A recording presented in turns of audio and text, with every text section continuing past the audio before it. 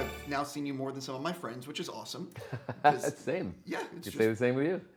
So I guess before we jump into this, that Sonic footage was cool, and Oh, Jim good. looks like he is playing Jim Carrey like in one of these movies again. It's awesome. Well, good. I'm glad that that was your response too, because it definitely was mine. I just didn't know if it was because I was so close to the project, but it was. I think one of the most fun things about the movie is getting to see him after 10 years of being in film, come back and have a blast. You know what I mean? Like Completely. he's you're getting to see everything that we love about him, and yet everything still feels new and fresh and not like anything he's done before specifically. But he's in his wheelhouse, and getting to see him enjoy himself doing that again is a special thing to be on the receiving end of. Sure, and I'm also imagining that on set, just getting to watch him work as a fan of his work. Yeah. He's a very unique and talented person. It is unlike anybody I've ever seen in that he has a specific brand of comedy and thing that he does. He mastered, and to sit back and kind of watch that, it's ironic that he plays this, sort of crazy, overzealous Dr. Robotnik in the movie, because on set he can sort of be that way, sort of like this. He's like in his laboratory, like creating jokes and creating things to do in the scene and constantly elevating what's on the page. So it was a great learning experience for me to watch him and see how he works. And and again, I grew up as a fan. Like he's one of my comedic heroes. So to be like sharing scenes with him and watching him work was, I went home calling all my friends and family, telling them about how it was. It's really special. Jumping into why I get to talk to you. So I finished the show last night. You did? I did. Did you start last night? No, I started 2 days ago. Okay. They're only 30-minute episodes. Right, exactly. You can watch it all in one day. It's 5 hours. It's really not hard. Yeah. Well, at least for me. But anyway, so this show, though, is loaded with twists and turns. Yeah. When you were told about the show, were they like, every episode we're peeling back some of the onion? Yeah, I think with something like this, it reminded me of the format which we took in Westworld, which was, here's the first episode, and here's a conversation with the showrunner and the writer to, explain kind of where your character goes throughout the season. Not in great detail, but enough to go, hey, is this exciting to you to go on this path with this guy? So there's still, with each script that you get, like, oh, that happens. Okay, cool. Surprises for you as someone who's involved in the project.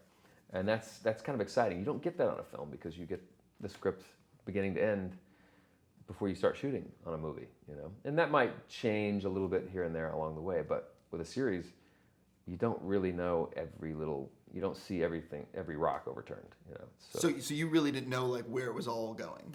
I knew I knew where my character ends up. Sure. Let's say, and a few little points along the way. What are little bits here and there. But like I didn't know. There's plenty I didn't know. Let's put it that way. Completely. I really was watching. The first 4 or 5 episodes are loaded with like holy shit moments. Like what? Yeah, you know what I mean? Yeah. Sorry for the language, but yeah, no. I was like, when that happens, I'm like, okay, good. I can do the same thing. Right. Yeah, it's this kind of show where there are these like cliffhangers and little surprises here and there. Like you don't want any of that to like get out.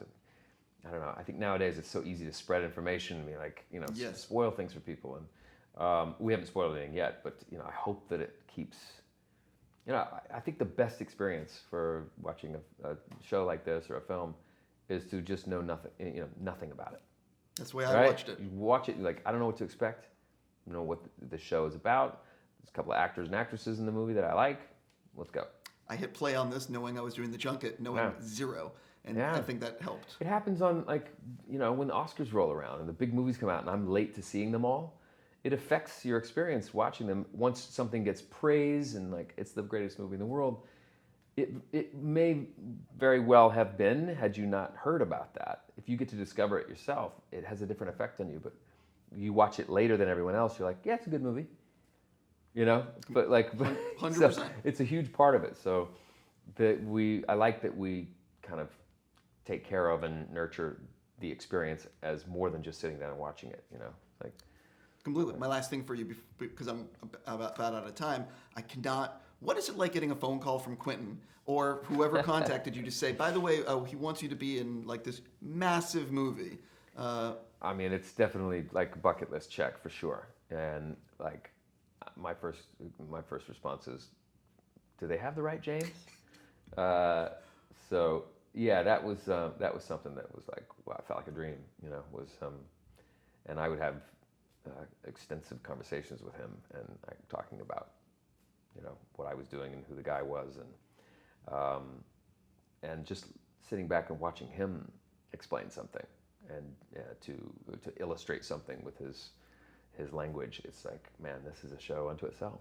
How much did you pay to be in the movie? Oh, just my firstborn. Right. Okay, I got to stop there, but man, congrats on being that and everything else. Thank you. You know what I mean? Have a fantastic day. You too. Nice to see you. See you in a couple of days. Yeah, exactly. For Once Upon a Time in Hollywood. Yes.